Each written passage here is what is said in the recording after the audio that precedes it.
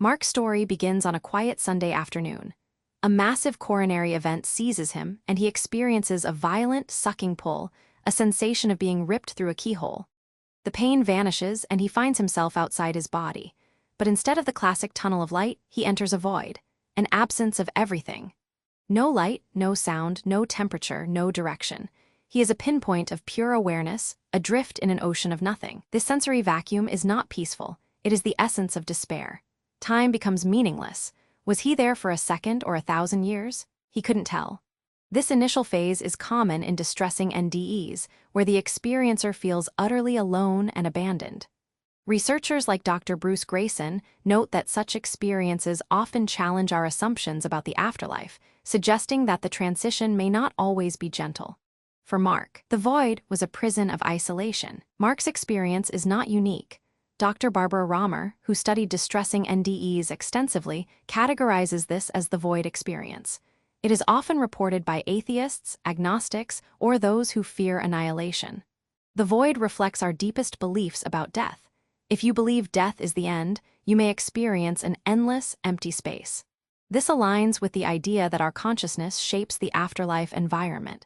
Historically, similar accounts appear in mystical traditions, such as the dark night of the soul in Christian mysticism, where the soul feels abandoned by God. In Tibetan Buddhism, the bardo state includes terrifying visions that arise from one's own mind.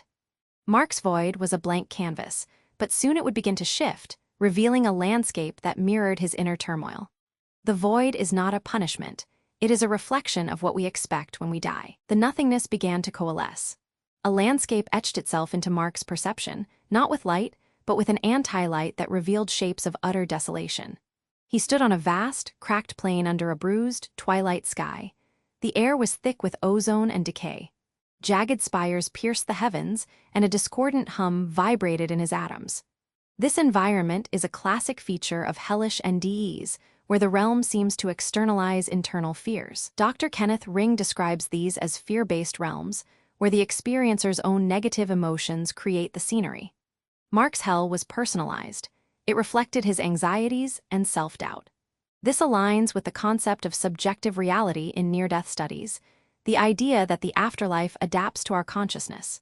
Just as a dream can turn into a nightmare, so too can the post-death experience become a prison of our own making. Shadows detached from the darkness, beings of concentrated apathy and malevolence. They had no distinct features, but they looked at him, projecting feelings directly into his consciousness. You are alone. Your life was a meaningless accident. No one is coming for you. These were not just thoughts, they were truths that infected him. Every failure, every moment of shame was dredged up and magnified. This psychic assault is common in distressing NDEs, where entities seem to feed on negative emotions. In psychological terms, this resembles a shadow self-confrontation, as described by Carl Jung, the meeting of our repressed fears.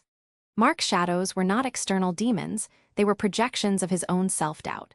The key insight here is that these entities have no power to create, only to distort. They use your own beliefs against you. Mark's only defense was to remember who he truly was. Just as despair threatened to consume him, a change occurred. It came from a faint memory, his daughter's laughter, a pure, bright sound that felt alien in that desolate place. He clung to it, a lifeline in the psychic storm. The moment he focused on that memory, a point of light appeared in the distance. It moved toward him, and the shadows recoiled. This light was warm, gentle, and intelligent. It is well documented in NDE research that positive thoughts can shift the experience. Dr. Pim van Lommel notes that consciousness remains coherent after death, and our focus can alter reality. Mark's memory of love acted as a beacon, attracting a visitor. This demonstrates the power of love to transcend even the darkest realms. In many spiritual traditions, love is seen as the fundamental force of the universe. Mark's daughter's laughter was not just a memory. It was a key to unlock his liberation. From the light emerged his grandfather, a man who had been a bedrock of kindness in Mark's childhood. His form was composed of gentle light, and he communicated without words. They can only show you what you already believe. Your fear is the door they walk through. Remember who you are. Mark asked, "Who am I?" The answer, "You are love, you are connected, you are never alone." With those words, the hellish landscape dissolved into brilliant light. This visitor is a common feature in NDEs, a being of light that offers guidance. In Mark's case, it was a deceased relative, but others report religious figures or unknown beings.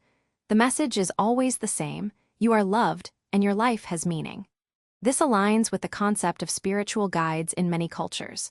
Mark's grandfather served as a bridge, helping him shift from fear to love, from isolation to connection. Mark chose to return to his body, seeing his wife weeping over him in the hospital.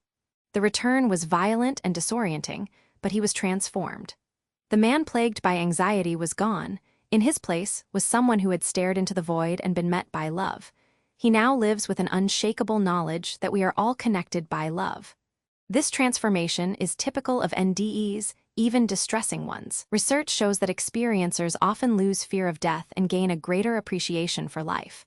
Mark's story teaches us that even in our darkest moments, we are seen and known. The void and the shadows were real, but they were not the final word. Love always finds a way. For those interested in consciousness exploration, this offers hope. No matter how deep the darkness, a light can appear. The key is to remember who we truly are.